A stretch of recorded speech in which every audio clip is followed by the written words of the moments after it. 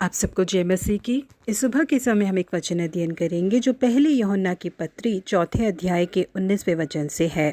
हम इसीलिए प्रेम करते हैं कि पहले उसने हमसे प्रेम किया। एक साधु जो कलीसिया के पासबान थे, उन्होंने घोषणा की कि वो कलीसिया में अगले सप्ताह परमेश्वर के प्रेम के बारे में प्रचार करेंगे। एतवार की आराधना के लिए सारे विश्वासी अंदर आ चुके थे, क्योंकि वो शाम की आराधना थी। उस समय सूरज डूब चुका था और जो खिड़की के रास्ते रोशनी आती थी सूरज की, वो आनी भी बंद हो चुकी थी। उस समय ऐसा था जब बिजली की बल्बें भी मौजूद नहीं थी। सारे विश्वासी सोच रहे थे कि ऐसे अंधेरे के माहौल में साधु कैसे परमेश्वर के प्रेम के बारे में प्रचार करने वाले हैं। प्रचार के मंच पर पूरी तरीके से अंधियारा छाया हुआ था। उस समय साधु ने अपने हाथ में एक मोमबत्ती लेकर वहां आए और उन्होंने यीशु मसीह के सिर पे जो कांटों का मुकुट था उस पर उसकी रोशनी को डाला। उस ताज में जो कांटे मौजूद थे वो जाकर यीशु मसीह के सिर में चुभे थे, जिस कारण उनके सिर से खून निकल रहा था जो उनके चेहरे से पूरी तरीके से बह रहा था। उसके बाद साधु ने यीशु मसीह के दोनों हाथों को, जिनमें कील ठुके थे, उसे मोमबत्ती की रोशनी में दिखाया। जिन हाथों में कील ठुके हुए थे उनमें से लहू बह रहा था। उसके बाद भाले से जिस सीने को रौंदा गया था उसे उन्होंने मोमबत्ती की रोशनी में दिखाया। खामोशी से भरे माहौल में एक शब्द भी कहे बिना उस मोमबत्ती को बुझाकर मंच से नीचे उतर गए साधु। यीशु मसीह के प्यार के बारे में प्रचार करने के लिए उन्हें इससे ज्यादा और किसी चीज की जरूरत नहीं पड़ी। यहाँ प्रिय परमेश्वर के लोगों, यीशु मसीह के हमारे लिए मारे जाने के द्वारा हमारे प्रति जो उनका प्रेम था वो हम पर प्रकट हुआ।